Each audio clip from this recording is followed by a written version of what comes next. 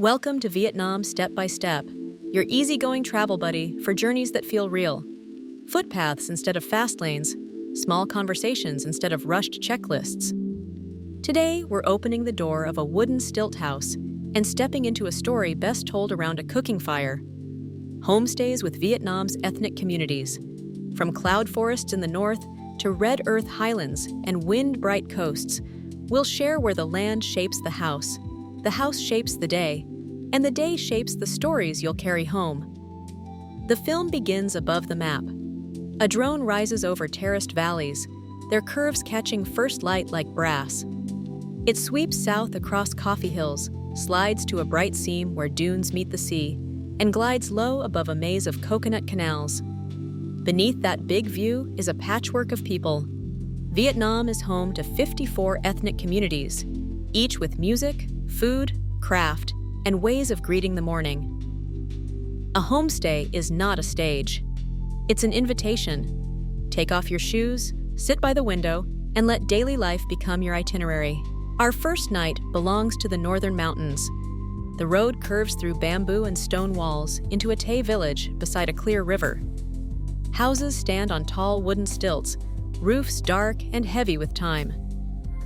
The camera settles on a porch where our host lay a cotton mat and pour tea fragrant with forest flowers.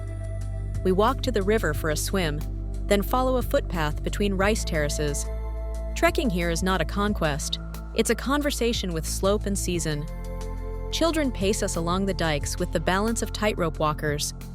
A woman in indigo shows how she dyes cloth from leaves. Her hands are blue to the wrist, and when she smiles, it feels like the whole hill brightens. Back at the house, dinner is a table crowded with mountain greens, com lum cooked in bamboo, grilled riverfish dusted with mac ken pepper. We eat with chopsticks and laughter, then roll bedding under the rafters where the wood smells faintly of smoke and rain. Morning pushes silver through palm and rattan. We join our host to carry feed to the pigs and pick herbs from a dripping garden. The narration softens as the camera leans in. Water beads on a banana leaf. A kettle whispers into a clay cup. A sleeve brushes a baby's cheek. The soundtrack holds a gentle adventure theme, then gives way to the hush of the valley. By late morning, we're on bicycles, drifting past shrines shaded by banyan trees and schoolyards where chalk dust rises in sunlight. A tuck of road delivers us to the river, where a wooden boat noses toward the bank. We paddle beneath swallow-crowded caves, cool air breathing over our shoulders. From above, the flycam shows the river as a ribbon of steel threading green. From within, it feels like a story you can hear with your skin. A few provinces away, stone gives way to karst and lotus. We roll into a Hmong hamlet where families steam 5-color sticky rice with natural dyes and tie red thread on toddlers' wrists for luck. Our host invites us to taste new rice and to watch the afternoon stitching session. Needles move like minnows through brocade. Patterns rise from memory. Respect is the best camera setting here. Ask before you film a face. Lower your voice when prayer flags lift in the breeze, and never step into a planted paddy. When the sun leans low, the hills turn to warm brass again. The drone pulls back to reveal what feet can't. The way terraced fields hold the curve of the land like handwriting. From green to red. The road carries us to the Central Highlands, where Bana, Gia Rai, and Aid cultures braid daily life with deep woods and long horizons. Village lanes crunch underfoot. A Nha Rong, the tall, steep-roofed communal house, stands like a ship pointing at the sky. Our hosts welcome us with a circle where music is made by hands and gourds, not buttons. Gong culture turns dusk into a heartbeat. The bass notes thrum in your ribs. We trek to a waterfall through forests of dipterocarp trees, sunlight trembling across lianas. The trail gives us red dust tattoos up our calves. In the afternoon, we visit a coffee farm. The farmer shows how blossoms become cherries, cherries become beans, beans become a cup that tastes like weather, earth after rain, sun on fruit, wood fire heat. Over dinner, we share grilled chicken with wild herbs, sour bamboo shoots, and a shy toast of rue can sipped from a communal jar. Our host reminds us to drink the water first. Strength comes slow. and to refuse elephant rides if we see them offered. Ethical travel doesn't clap for harm. The coast calls with wind.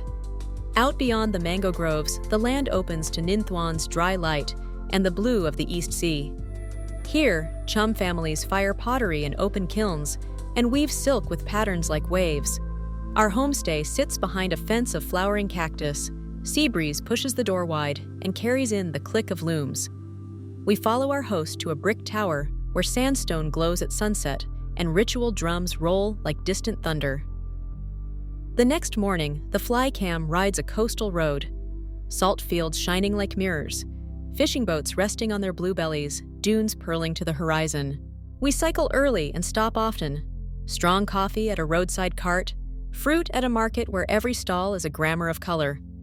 At lunch, goat with lemongrass, crispy rice, and a stop for sweet tea in the shade, where a grandmother insists we take one more piece of sesame candy for the road. The river widens, splits, and grows many arms. We reach the Mekong Delta, where Khmer pagodas keep watch, and orchards hold the sky in nets of leaves. Our homestay floats in green, mangosteen, pomelo, longan, and the air smells like fruit and the day's first steam. We paddle a palm-lined canal before sunrise. Water hyacinth opens with a tiny pop. A kingfisher steers a blue arrow beyond the bow. Breakfast is hoo-tu with chive flowers. Later, our host bikes us to a pagoda whose roof edges curl like the wings of lacquer birds. The camera studies gold leaf shining on a statue's hand, then cuts to a sluggish canal where boys cast nets with practiced grace. On festival days, long boats glide by in disciplined fury. On ordinary days, we learn how to pound bon ong and how to greet with palms together and a soft bow. Between these regions, people ask the same gentle questions. Where is your family? What food do you miss? How long can you stay? A homestay is made of such questions. It is also made of rules that make respect easy. Take your shoes off at the threshold. Dress for temples and elders. Bring small gifts from home. Pay fairly and directly. Join chores if invited. Keep cameras low when prayer is high. Leave no trace on trails and in hearts. Our voiceover offers these as we walk, never as scolding, always as a hand on your shoulder, guiding you to be the kind of guest you would invite back. The history behind these homes is older than any booking site. Stilt houses answer floods and breezes, split bamboo floors flex under weight, and sing when a child runs. Roof beams hold knots tied during weddings. Pillars keep scorch marks from ancestors' fires. In some villages, tourism began as a way to keep children near home with good work. In others, as a cooperative to fund bridges, clinics, or forest patrols. We stand with our hosts on a new footbridge and watch a motorbike cross where once a rope ferry bumped and wobbled. The best souvenir is the knowledge that your stay helped lay a plank. We thread sightseeing into the rhythm, but not as trophies. A cliff-top viewpoint appears at the end of a steep trek.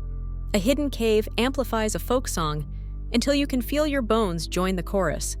A market wraps the day in smells you can name only after tasting. Our drone returns to set scale, rice like an embroidered robe on the shoulders of mountains, chalk blue rivers cutting marble canyons, fishing coracles like seeds scattered on a shore. Then our lens lands again in a kitchen where steam lifts the roof one breath at a time. We film close-ups of hands braiding a fish trap, of a spice mortar releasing a forest's memory, of a toothy grin from a boy proud of his kite.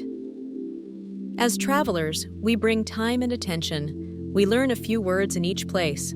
Koyekong, Uasung, Tao Oi, Chum Reap Suor, and watch faces change when we try. We ask to taste what's seasonal. Come in the north when paddies run gold.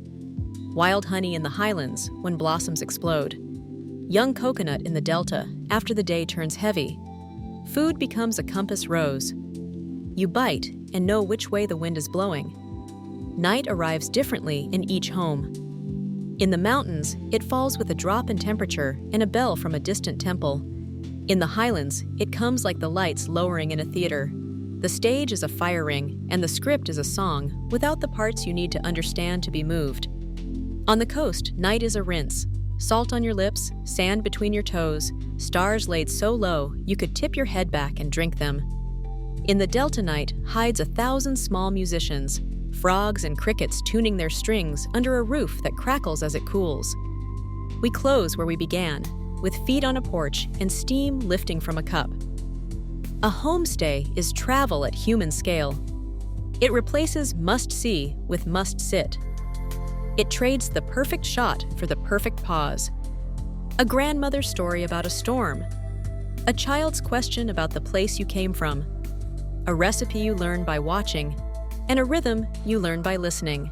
The music warms, the narration lowers, and the drone rises one last time to show the arc of our route, mountains to sea to river maze, then settles back to the doorway where our hosts wave us on with a laugh that says we're welcome whenever the road loops back. This is Vietnam Step by Step, your companion for journeys that are beautiful because they're true. If this film helped you find routes that respect, meals that connect, and homestays that feel like kinship, we'd love to keep walking with you. Like, share, and subscribe to Travel Vietnam in good company, one considerate step at a time. Until next time, may your paths be soft, your boat steady, and may every house you enter teach you a new word for home.